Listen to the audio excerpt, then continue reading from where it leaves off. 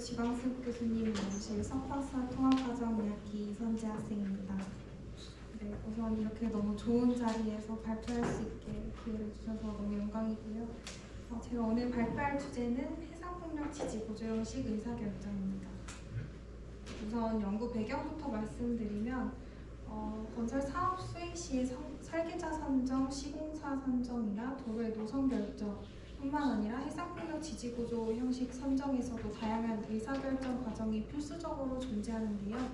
이런 건설 프로젝트에서는 대형 프로젝트일수록 다양한 조직이 관여하므로 의사결정이 한번 이루어지고 나면 결정된 사안의 번복이 어렵습니다. 따라서 신중하게 의사결정을 내리는 것이 중요하다고 판단을 하여서 저희가 의사결정 기법에 대해서 스터디를 진행하였습니다. 현재 가장 관행적으로 많이 사용되고 있는 의사결정 기법으로는 가중평균 평가 기법이 있습니다. 우선 시공성, 경제성 등의 평가 항목을 선정하고 평가 항목의 중요성을 고려해서 가중치를 부여한 다음에 프리파일링 자켓이나 석션 버켓 자켓 등의 평가 대상을 선정하고요.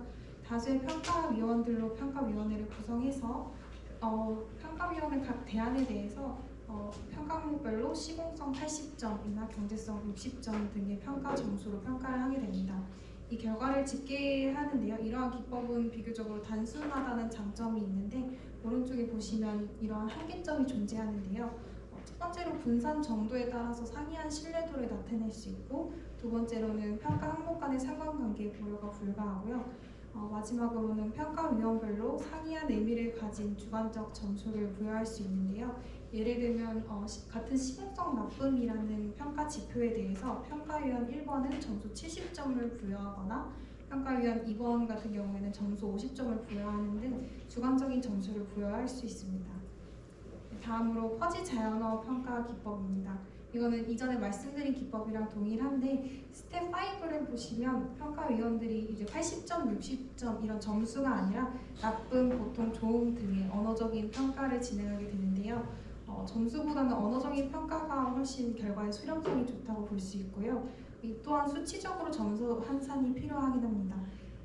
그래서 여기서 이제 제가 말씀드린 퍼지라는 의미는 어렴풋하고 애매모호하다는 뜻인데요.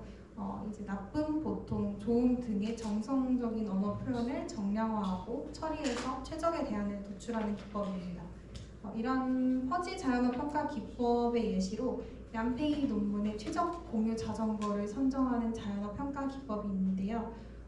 3명의 평가위원들이 3가지 자전거 대안에 대해서 다양한 평가 항목들에 대해 매우 나쁨, 보통, 매우 좋음으로 언어적인 평가를 해서 수치화하고 최저간을 도출하는 기법입니다. 다음으로 헤레라 문헌에서는요. 단일된 평가 점수가 아닌 평가 점수의 범위를 선정해서 다중의 평가자의 결과를 집계하는 방법을 시도했고요. 아래 로드리 문헌에서는 평가자들이 평가 점수를 산정할 때 망설임이라는 헤지턴트를 고려하고자 합집합 개념을 사용하는 방법을 제안했습니다. 그리고 최근에는 2022년에 퍼지 자연어 평가 기법을 통해서 해상폭력 터빈의 의사결정을 한 사례도 확인할 수 있었습니다. 이전에 말씀드린 의사결정 기법에서는 분산이나 상관관계를 반영하지 못한다는 한계점이 있었는데요. 그래서 저희는 분산과 상관관계를 반영해서 의사결정 기법을 제안하고자 합니다. 우선 저희가 프로세스를 진행하기 전에 평가 항목이랑 가중치, 평가 항목 간 상관관계는 발주처 결정을 하는 것으로 판단을 했고요. 평가자들은 각 평가 항목별로 평가 점수를 부여하게 됩니다. 그래서 상관관계를 고려한 표준 편차를 계산을 해서 신뢰도 높은 분산 형태를 확인할 수 있습니다. 그래서 저희가 지지 구조 형식별로 임의로 평가 점수를 산정을 해서 적용을 해보았는데요. 첫 번째로 아까 말씀드린 가중 평균 평가 기법에 적용을 해본 결과입니다. 그 왼쪽은 관행적으로 사용되고 있는 80점, 60점 등의 평균 평가를 하게 된 기법이고요. 오른쪽은 저희가 분산과 상관관계를 반영을 해서 가중 평균 평가 기법의 결과 값을 나타냈습니다. 그래서 오른쪽 아래 표를 보시면 평균 결과값이 처음에는 프리파일링 자켓, 석션 버켓 자켓, 모노파일 순으로 나타났는데요. 저희가 상관관계를 고려한 분산 값인 표준 편차 COV 값을 한 결과는 프리파일링 자켓, 모노파일 자켓, 석션 버켓 자켓으로 순위가 변경된 것을 확인할 수 있습니다. 다음으로 동일하게 퍼지 자연어 평가 기법도 적용해 보았는데요.